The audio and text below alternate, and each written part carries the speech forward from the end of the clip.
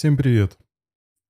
На одном из прошедших стримов я обещал показать вам технику, с помощью которой можно научиться видеть ауру человека. Техника очень простая и доступная каждому. Я показываю ее практически на каждом семинаре, и за 20 лет еще не было человека, у которого бы она не получилась.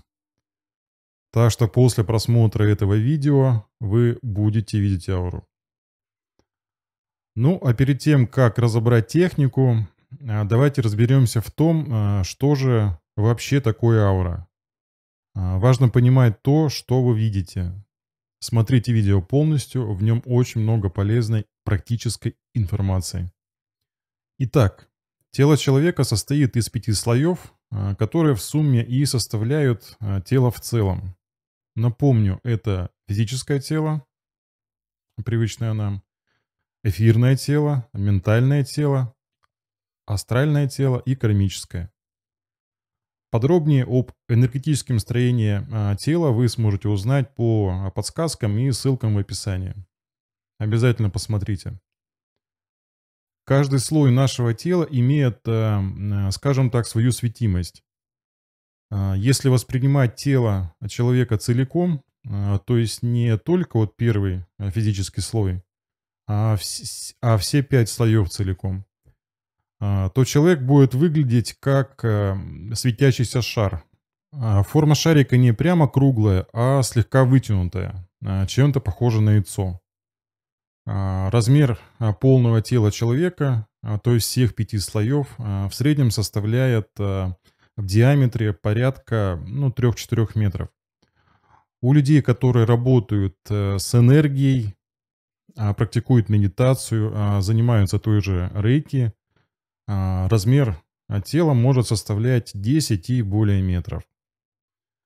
Многие полагают, что аура человека, его биополе, энергия — это некий ореол вокруг физического тела, то есть некий абрис, светящийся контур. Однако это совсем не так. Это именно восприятие цельного тела, то есть всех 5 слоев. Причем эти слои воспринимаются объемно. Каждый из слоев тела имеет свою вибрацию. Наши глаза, вследствие воспитания, которое превалирует сейчас в обществе, натренированы воспринимать только низкие вибрации. Низкие вибрации — это грубые предметы, то есть это вот наше физическое тело, карандаш, ну и так далее. Однако наш зрительный аппарат способен воспринимать не только грубые вибрации, но и более высокие. То есть человек может легко видеть все тонкие тела, все слои. Сейчас люди не видят более тонкие вибрации энергии только потому, что в детстве их этому попросту не научили. На самом же деле это очень просто, нужна лишь практика.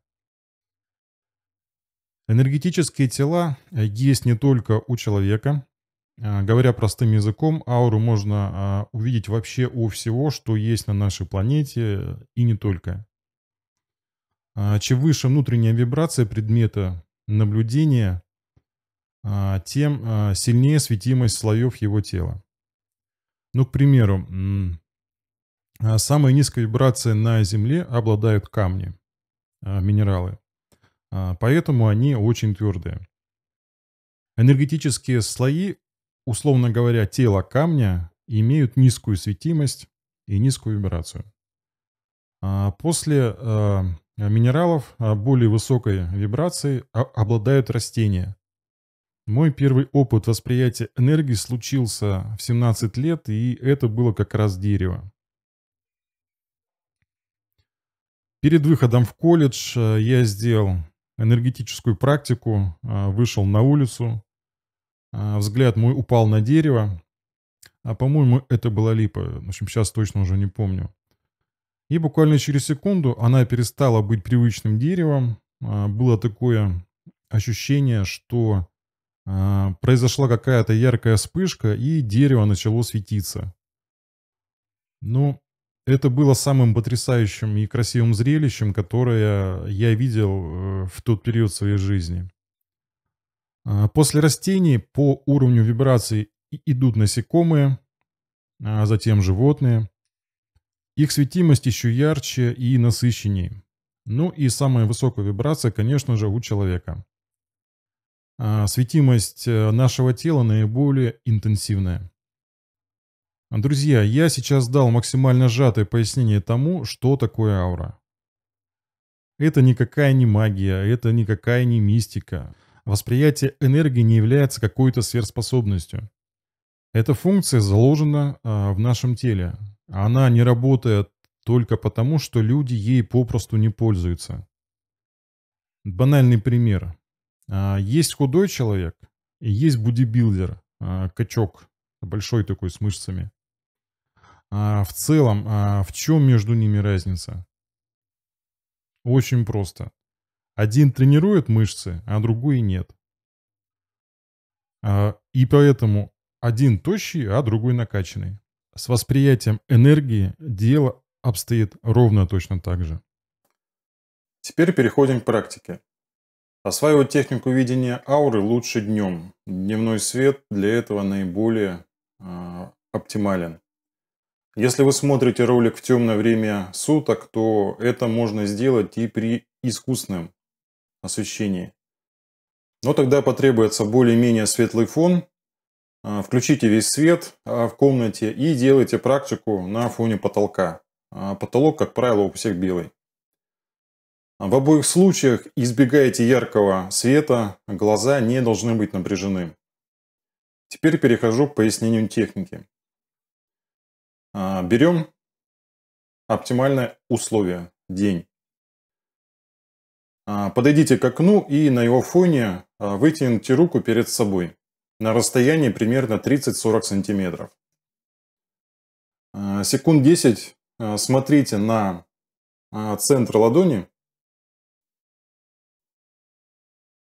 И во время смотрения старайтесь, чтобы у вас глаза были максимально расслаблены. Просто смотрите вот на ладошку.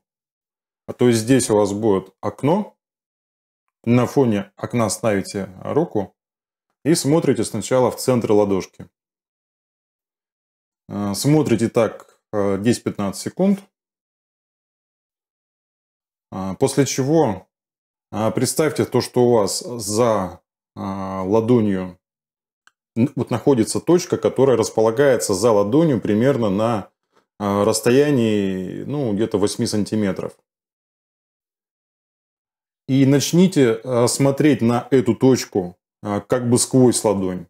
В общем, то есть вы смотрите на руку, но взглядом мысленно вы смотрите вот на точку, которая у вас находится за ладонью. И смотрите так примерно 40-50 секунд. За это время ваше зрение слегка расфокусируется и глаза полностью расслабятся. После расфокуса ладонь слегка потеряет четкость. Затем сожмите пальцы все, кроме указательного. Оставьте только указательный палец. Также секунд 10-15 смотрите на центр подушечки, верхняя фаланга указательного пальца.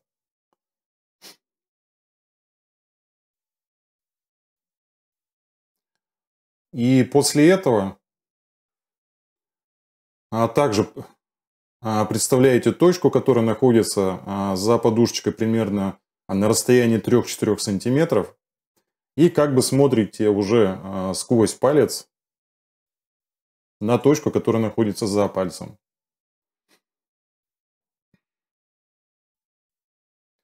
Смотрите также 30-40 секунд.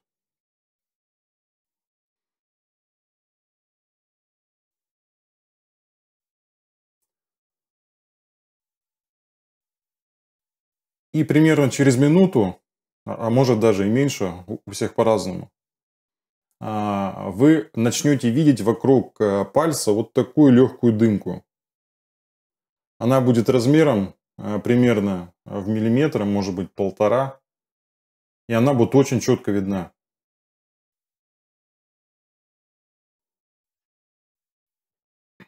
То есть это легкая прозрачная светимость, которую контур которой очень хорошо виден.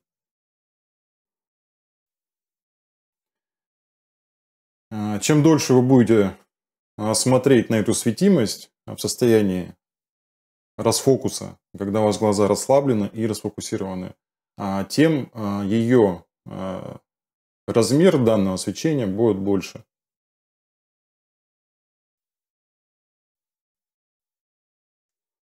Как видите, все очень просто.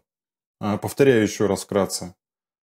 Ставите руку на фоне окна в дневное время суток, смотрите в центр ладони, далее продляете взгляд на точку за ладонью, смотрите так 40-50 секунд, потом никуда не смотрите по сторонам. Сжимаете пальцы и проделываете все то же самое, только с указательным пальцем. А также сначала смотрите на центр подушечки в течение секунд 10 и потом уже также на точку за пальцем в 3-4 сантиметров. Точка находится, смотрите сквозь палец. В общем, также 40-50 секунд. После чего вы будете четко видеть орел вокруг пальца. Я предлагаю вам сейчас поставить видео на паузу и сделать эту технику. После чего смотреть дальше. Ставьте паузу. Светимость вокруг нашего пальца – это эфирное тело. Второй слой нашего тела. В целом, размер эфирного тела составляет порядка 3-5 сантиметров. Когда вы полностью освоите эту практику, вы будете видеть его полный размер.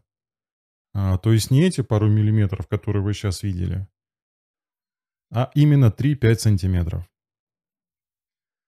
Эту практику можно выполнять в течение дня. Друзья, не циклитесь на своей руке. Старайтесь рассматривать таким образом вообще все, что вас окружает. Смотрите на людей, на животных, на деревья и так далее. Кстати, очень интересно тренироваться на кошках.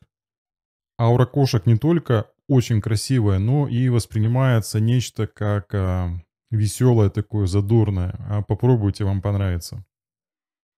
Друзья, я рассказал о технике видения ауры исключительно потому, что ранее дал обещание это сделать. Навык видения ауры никак не влияет на вашу практику медитации. То есть медитации данный навык вообще никак не помогает. Более того, на выполнение этой техники также требуется личная сила, которую лучше бы потратить именно на медитацию.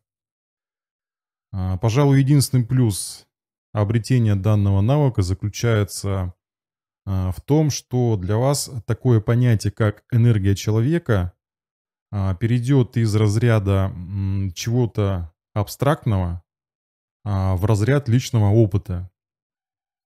И на этом плюсы заканчиваются. А теперь самое главное. Многие люди, которые могут видеть ауру, думают, что они экстрасенсы, маги и далее. Такие люди считают себя духовно развитыми. Мол, если я вижу что-то, чего другие не видят, значит я духовно выше. Но видение ауры – это не есть духовность. Как я сказал выше, это простой навык, который можно развить. Это как мышцы тренировать. Духовность – это совсем другое. Тело и все его энергетические слои – это не более чем одежда. Это все внешнее. Практик медитации не интересуется внешностью. Обращайте внимание на суть, на внутреннее «я», на того, кто находится в теле. Не тратьте свою энергию на то, чтобы увидеть что-то внешнее. Стремитесь к видению внутреннего «я», вашей сути. Стремитесь к осознанию «я», того, кто находится в теле. Стремитесь к осознанности. Все остальное не важно. Помните об этом. Друзья, подписывайтесь на канал, ставьте лайки, жмите колокольчик. Это очень помогает развитию канала.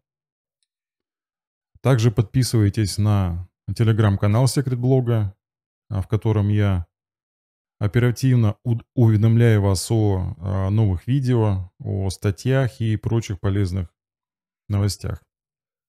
Если остались какие-то вопросы, пишите в комментариях, все обсудим.